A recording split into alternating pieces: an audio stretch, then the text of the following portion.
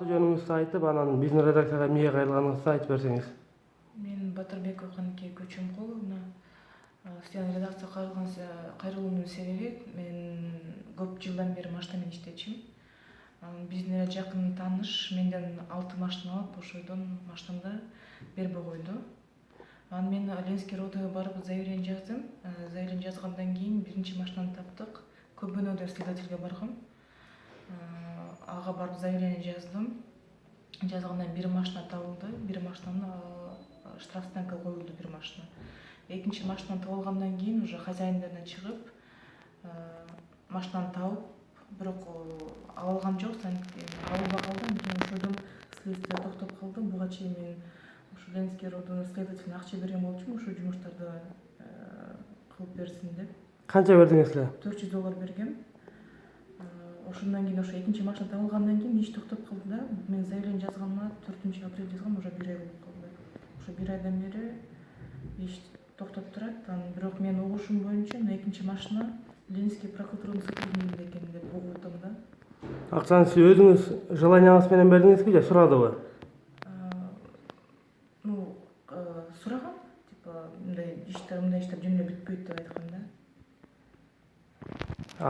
Сиз могу таанышыңызга 6 машинаны бергенде расписка жаздырып алдыңыз беле? Ооба, распискасы бар, рассрочкада койгон болчу да.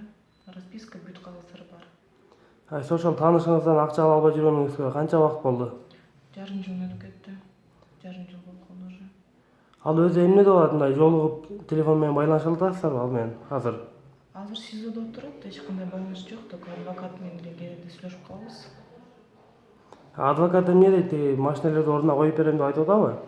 Эчтеке деп айткан жок. Мен өзүмдүн адвокатына наоборот чыктым. Эмне болуп атат, кандай машиналар берилеби, берилбейби десем, өзү я не знаю деп койду адвокат. Тергөөчү азыркы учурда эмне деп атат?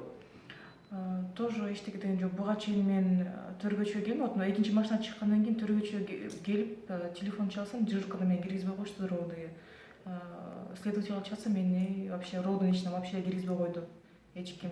Начальник деле тияка бияка десем деле вообще кире албай койдум да. Уже почти 2 жумадан бери мен Ленинский роддога кире албай атам да. Негизи алардын сизди киргизбей койгонго акысы жок да, сиз айтпайсызбы?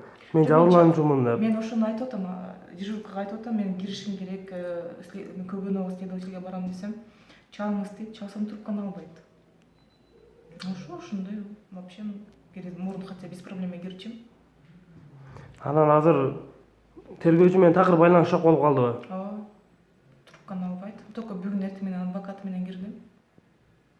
Адвокат менен киргениңизде эмне деди тергөөчү? Адвокат сурады кагаздарды.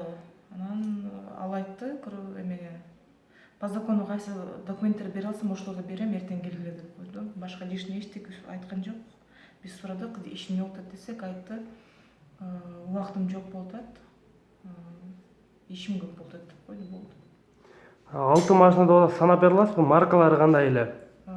Биринчи машина Lexus 570 2010-жылкы, экинчи Mercedes 221 2012-жылкы, үчүнчү машина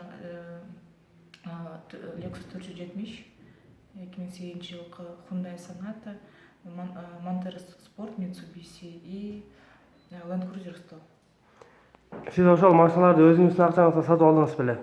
Ал акчалар негизи биз көптөн бери ошол сферада иштейбиз. Мен банктан под процент акча алып туруп, ошол машиналарга айландырчумун машиналарды. Ошо менен азыркы учурда кредитиңиз кандай болуп атат? Анда сиз машинанын акчасын алып алсаңыз. Вообще уже почти машинанын баары, бүт основной акчам баары чыгып ошо машиналарда. И кредит төлөгөн тоже аябай кыйын болуп атат. Из последних сил биринчи берип атам да, акчаларды айына 2,5 берем. 6 машинанын баасы канча болчу ошол сиз таанышыңызга бергенде? Общая сумма алган эмелер $170,000 болду. $170,000 таанышыңыз бербей жүрөт. Ошол сизден машина алган киши СИЗОго киргенине канча убакыт болду? 4-апрель СИЗОго кирген. Ошол бойдон эч нерсе жыйынтык жок. Тергөөчүдөн да жыйынтык жок. Жок. Рахмат.